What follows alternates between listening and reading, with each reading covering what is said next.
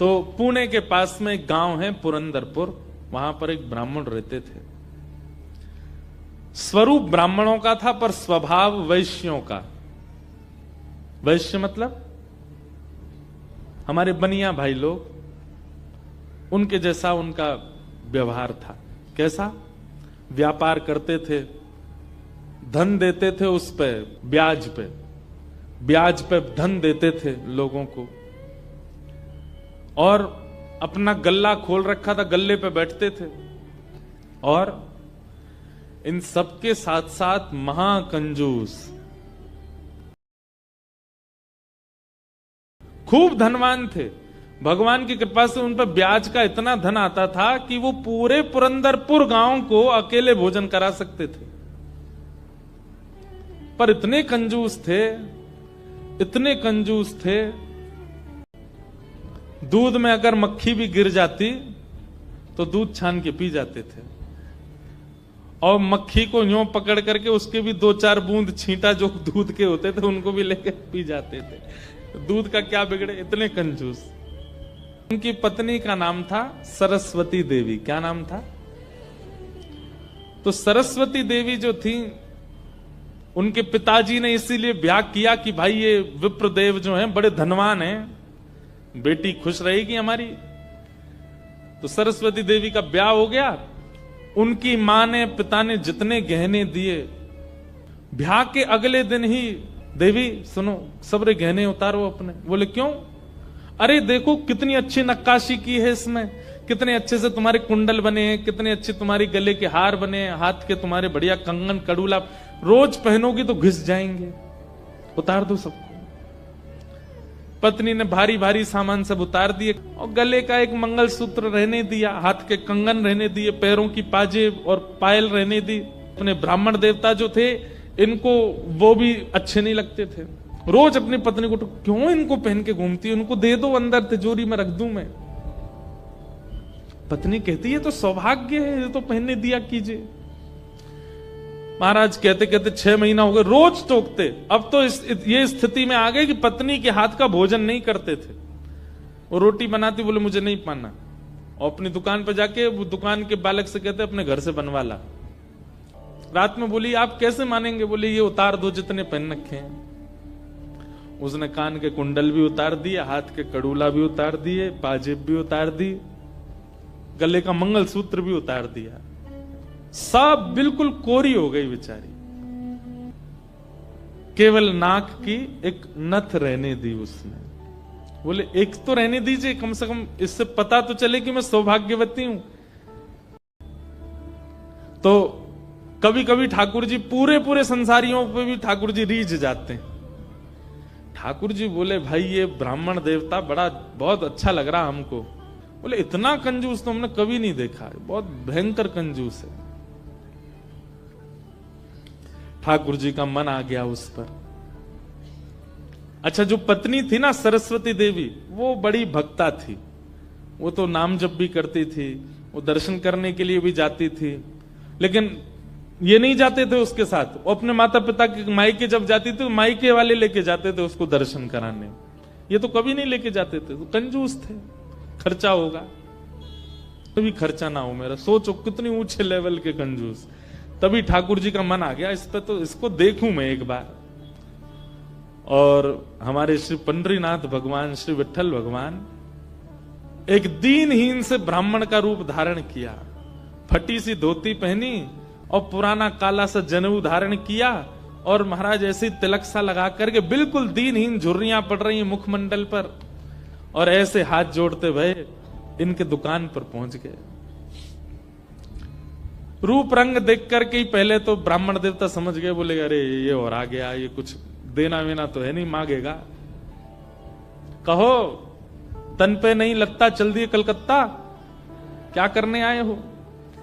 ठाकुर जी बोले बहुत गरीब ब्राह्मण हूं मैं, मेरी बेटी का ब्याह होने वाला है, अपनी पुत्री का ब्याह करना है मुझे, और मुझे ब्याह के लिए थोड़ी व्यवस्था चाहिए धन की। आप तो बहुत बड़े धनवान सेठ हैं, कृपा कर दीजिए ना, कुछ दे दीजिए मुझको, मैं अपनी बेटी का ब्याह कर दूंगा।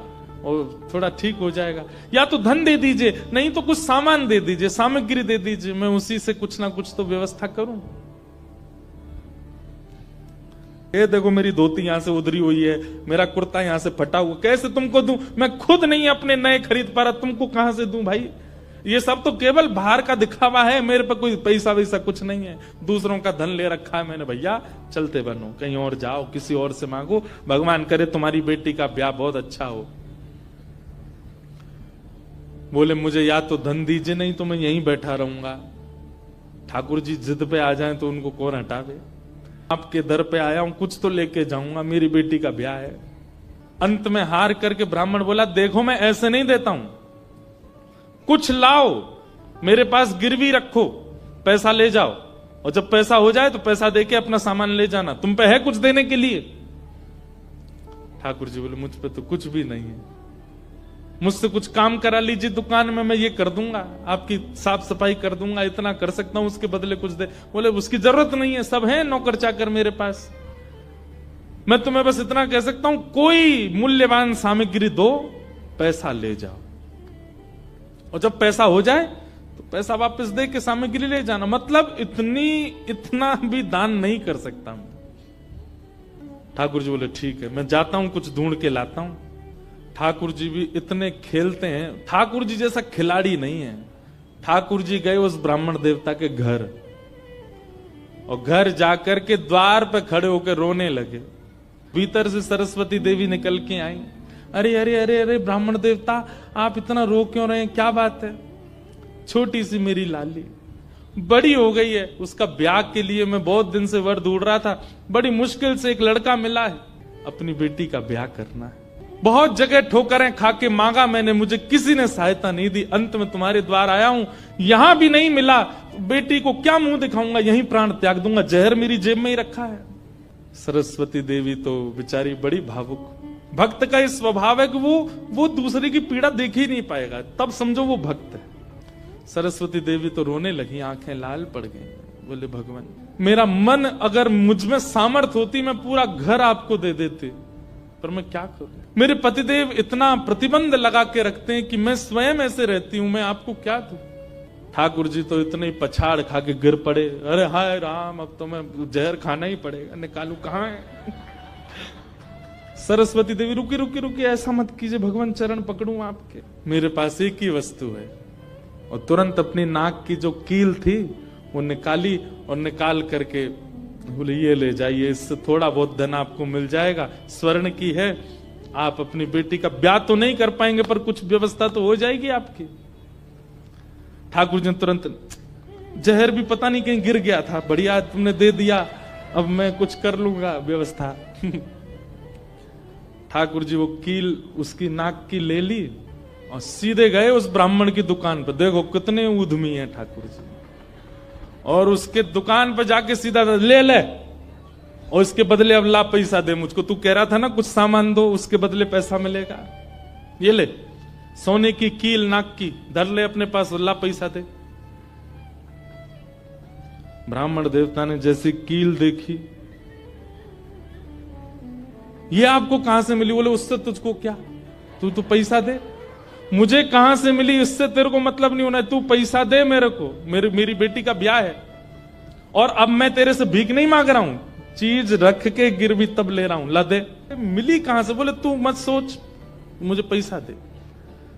कील उसने तिजोरी में अंदर रखी, और उसका जो धन होता था वो धन ठाकुर जी को दिया, ठाकुर जी ने जेब में धरी, निकल गए वहां से। ब्राह्मण ने अपनी भुजा ऊपर करी, बोले इसको बताता हूं, ये बहुत दानवीर बनती है अपने मन में, मैंने इसको बोला था एक कील पहने, वो तो बहुत अच्छी कृपा मुझ पर ठाकुर जी की, जो मैंने इसके सारे गहने उतरवा दिए, नहीं तो सब दान कर देती, एक कील छोड़ी वो भी दान कर दी किसी को। अब यहां वो ब्राह्मण जा ही रहा था अपने घर, उससे पहले दुकान का जो मुनीम था वो बेचारा सरस्वती देवी को बहुत मानता था, कभी कभी सहायता कर देती होंगी उसकी।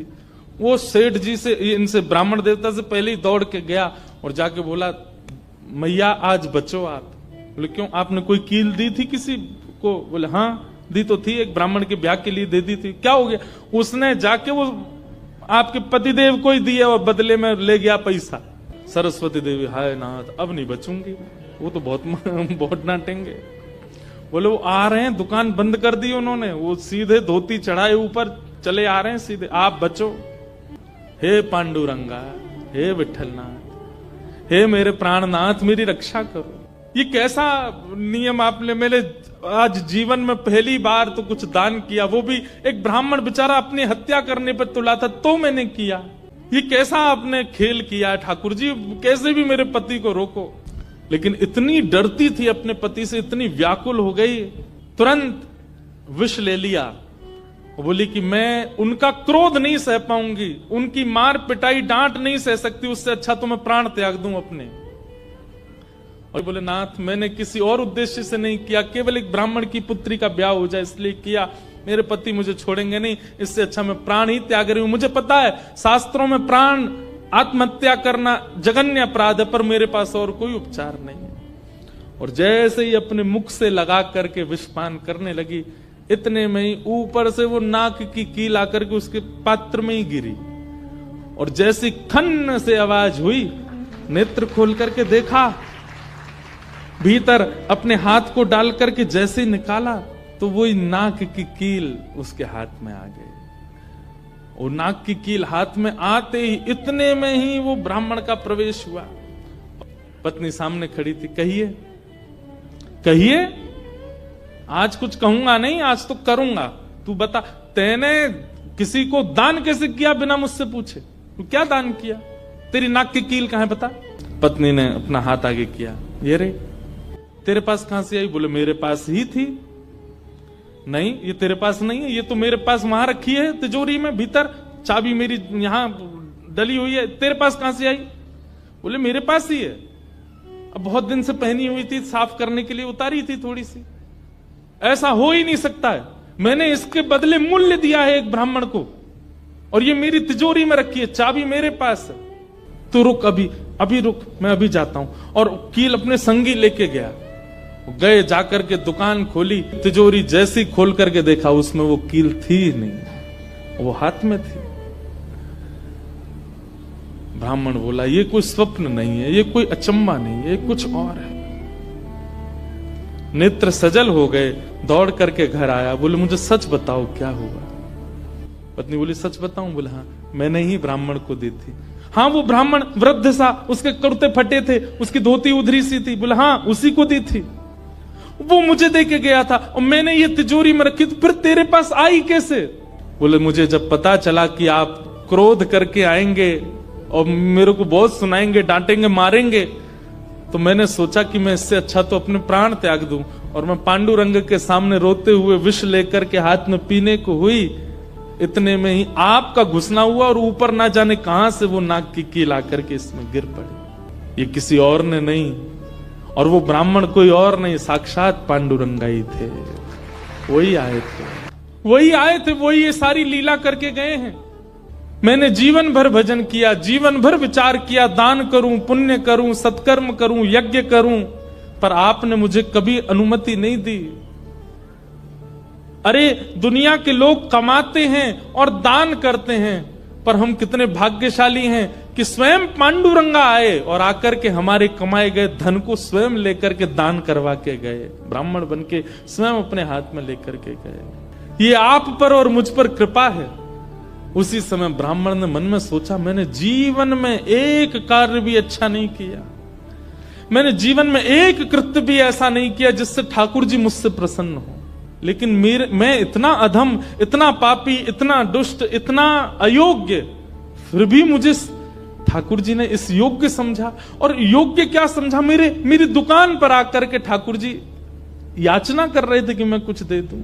मैं कितना बड़ा दुर्भाग्यशाली कि ठाकुर जी मेरे द्वार पर आए और मैंने कुछ नहीं दिया उनको, उनसे हट किया, उनसे कहा कि कुछ लेके आओ तभी तुमको दूंगा।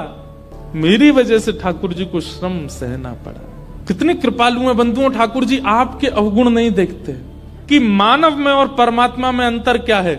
मानव वो जो सब अत्यंत गुणवान में भी अवगुण देखता है, और ठाकुर जी कौन, जो अत्यंत अवगुणी में भी एक गुण देख लेते हैं, इसमें ये गुण है। कितने कृपालु हैं बंधुओं ठाकुर जी, आपके अवगुण नहीं देखते। उसी समय उस ब्राह्मण देवता ने विचार किया कि अब अब किसके लिए जीना? दुकान को बेच दिया, घर को बेच दिया और पत्नी के साथ आ गए श्री पंढरपुर। और पंढरपुर में विठल भगवान के आगे आकर के बहुत रोए, याचना करने लगे, नाथ मेरे दुकान पर आप खड़े हो गए आकर के, और मैंने आपको इस प्रकार से दुत्कार दिया, इस प्रकार से आपको कर दिया। बहुत रोए।